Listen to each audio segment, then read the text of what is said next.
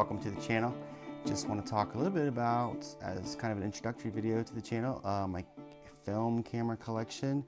I don't have every film camera that I own here on the table, but these are the main ones I use, the main ones you might see featured on some of the videos. Let's start with the original. The first one I got, which is only very recently, I haven't been shooting film that long, but it is the Konica Auto Reflex TC. Great camera. Bought it in a store in North Carolina, and probably a little more expensive than you could find on eBay or online, but it was cleaned up. It was well taken care of. Came with a nice lens, and it has provided some excellent pictures. Just real reliable, really. Kind of a workhorse, kind of solid. I feel like one of the things I can talk about in this video, and you probably know, or you may be finding out, the prices are going up. So I feel like the Konica, they're not trendy yet. So I think their prices are probably gonna be a little lower on eBay and such. We'll talk about a few cameras today that won't be that way, but there you go. First of all, the Konica. I've got some nice lenses for it. Vivitar makes this one, but anyway, some great lenses. So that was first up. It's a nice one. It's been nice. It's my very reliable one. Next, let's go with, I guess we'll go with the Minolta series here. These not cheap on eBay anymore. I have the 101, yeah, 101, SRT 101, SRT 202. I have two 202s actually. And then also on eBay, I picked up one I had not heard of previously called SRT SC2. There's some stuff you can look up online about that, about its kind of variation. Currently have a roll of film out for development from the 202, but the 101, I've shot several rolls through the 101.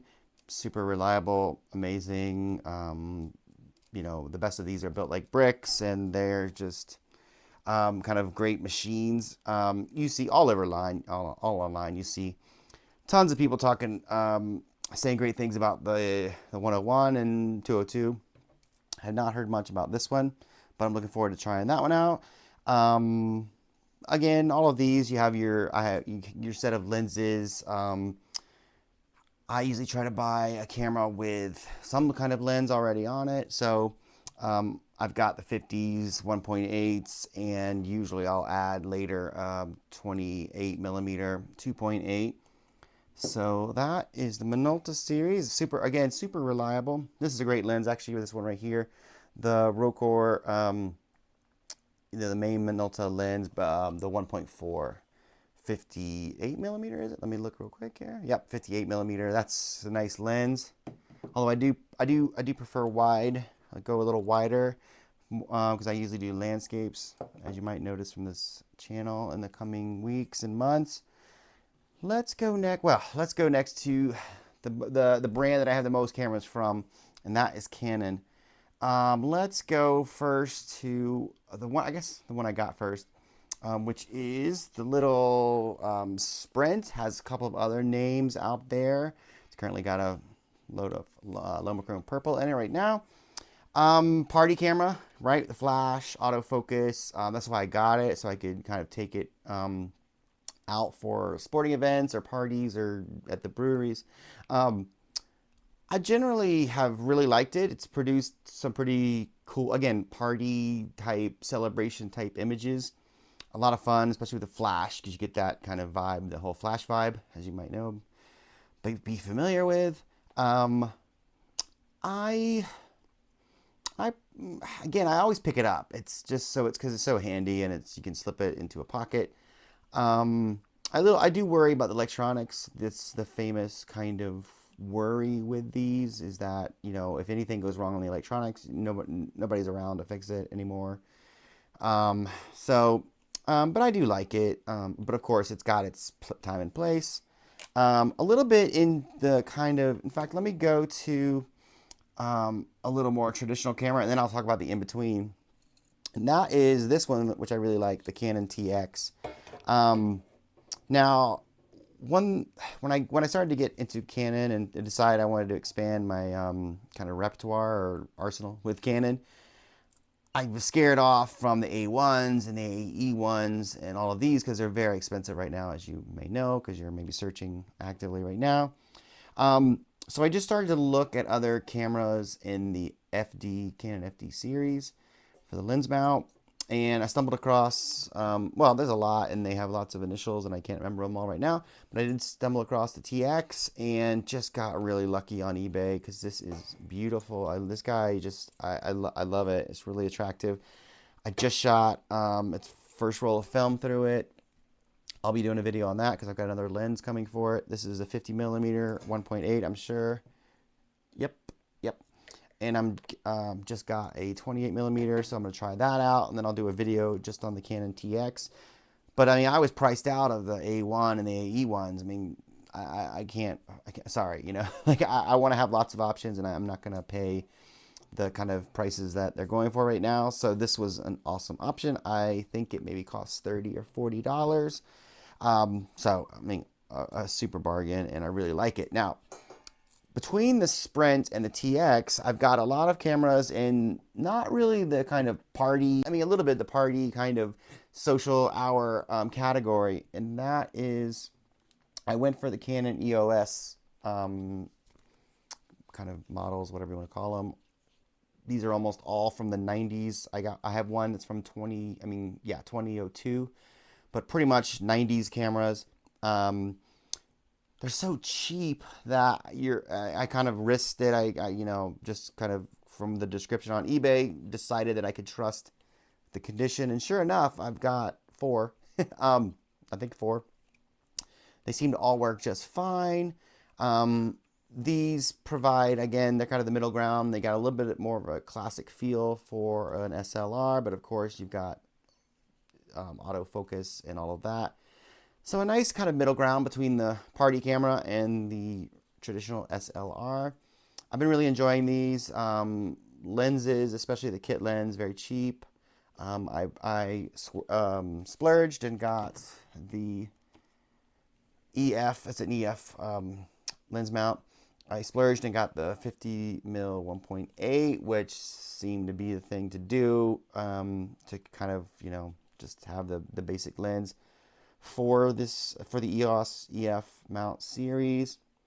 And I've been I've been pretty pleased with it. Sometimes I don't want, I mean, you know, you go out, sometimes you don't want all of the automation, but sometimes you need it, sometimes you want it because you just don't want to fiddle with if I'm using the TX, for example, I meter everything, right? I meter light and I do all of it manually. So, but there are times I really can't do that, and I want the flash. I need the flash for some situations. So, it's not gonna rise up. Anyway, so this is kind of the middle ground between the Sprint and the classics like the A1, AE1, and the TX, etc. Cool. Let's, we don't have many more to go. I'm gonna keep it short. These are kind of the main ones I'm dealing with. The next one we'll talk about is the Nikkor or any kind of Nikkor or Nikon F. I'm, again, priced out of a lot of those. So I decided to go with a Nikkor or Nikko. They have several names. But anyway, the Nikon F mount series. I have not completed, there's a roll of film in this right now. I haven't completed it, so I haven't seen how it does. But I just think it's so attractive. So I think it's gonna work. I think it's doing fine. It's a long story, but I had a camera that I had kind of borrowed or inherited from some people, and then it had an F mount. So I thought, well, I'll explore the F mount world, and so that's why I got this and got a wide angle lens, 28 mil for it. I think if money weren't an issue, I probably would focus on the Nikons, or Nikon, sorry. The Nikons, because they're just really beautiful. They're just really attractive. And again, it's a brick in your hand. I think it's going to produce a pretty nice image. A little hard to tell looking through because it's got some issues with the viewfinder. But anyway, that's kind of the next. I don't have a lot in this series, you know, the F mount, but there it is. And the other one that's the other mount or category or system that I have a lot of cameras in is, and I'm going to show you the Zenit first because that's the one most people are familiar with. So the Zenit E, all of those. Now, I wanted to get into, one reason I wanted the Zenits and others I've got here is because I feel like you're obliged to get into the M42 mount family, right? With all of those lenses, like this one, for example, that I have on the Yashica TL Electro X. And that is, of course, the Helios lenses and tons of others that I don't have yet. But I wanted to get into the M42 family. And so that's why I got the Zenit originally. Let me put the Yashica, well, I'll just keep the Yashica here for a second. I got another branded, a different name, but same thing as the Zenit, which is the Calamar SR200. I think this one, oh, by the way, the Zenit has an issue. So they're cheap online, they're plentiful, but they seem not so reliable. This Calamar seems, again, it's the same, it's really the same exact thing. Again, I don't know the whole, I can look it up on Wikipedia for the whole story, but it's just a rebranding of the Zenit. This one seems to be working fine. I don't have any film in it right now. I haven't tested it, but I do have film in the Zenit, but it's having shutter issues, so that's a bummer.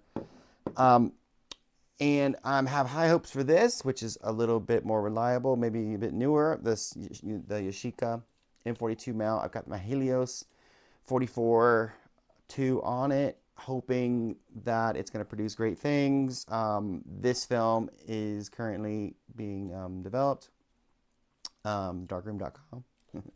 And when I get it back, I'll shoot it again and do a video on this one. I have really high hopes, partly because it's just like a really good looking camera, very solid, etc. So there are other cameras in my repertoire, not a whole lot more that it's worth talking about that you'll see on this channel. The last one though is a Holga, which I picked up recently, partly because I wanted to experiment with 120 film.